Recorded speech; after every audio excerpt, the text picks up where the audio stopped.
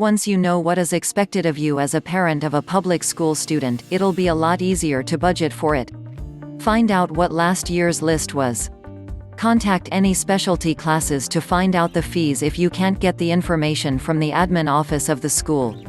You'll need to know everything that your child may need, plus the extras as mentioned before, such as whether your child will be in a band, sports, choir or other activities.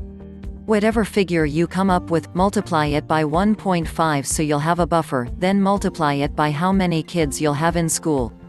Including the above, let's make a list of the potential expenses for your child's public school journey. Activity fees: after school activities, athletic equipment, backpacks, band fees, before, after school child care, books, class fees, clothing, computers, folders, binders, general supplies, homecoming, honor society, instruments, lunch paper, notebooks, pens, pencils, pictures, prom shoes, sport fees, uniforms, college testing, other. These are a lot of fees and expenses that are going to be added to your life once your child is in school. If you have multiple children, it can get out of control.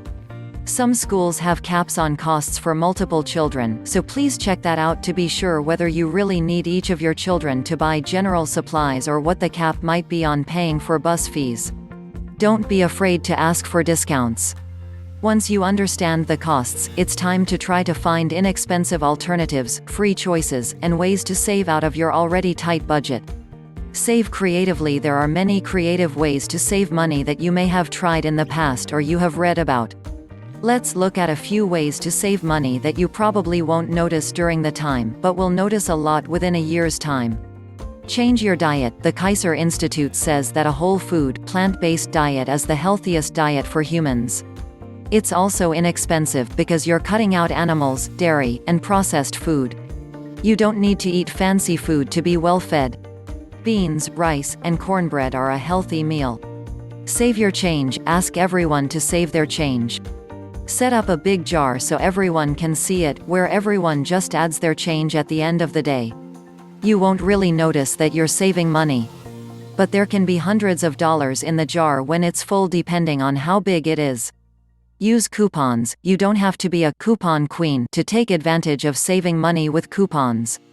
The key is to only buy items that you'd normally buy instead of using a coupon as an excuse for an extra purchase. Save your raises. If you get a raise, save it.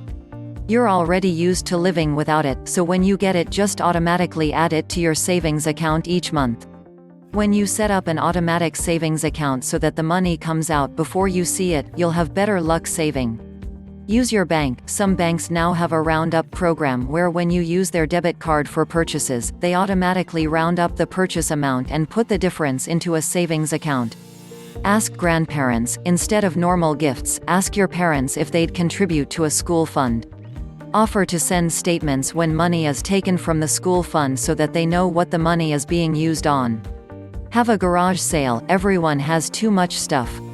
If you can get rid of some of your stuff, you can make money. If you've not used it in a year, even your most beloved kitchen appliances that you never use should go. You can make thousands at a garage sale. Do odd jobs. If you really do not have any money to save, consider taking on odd jobs.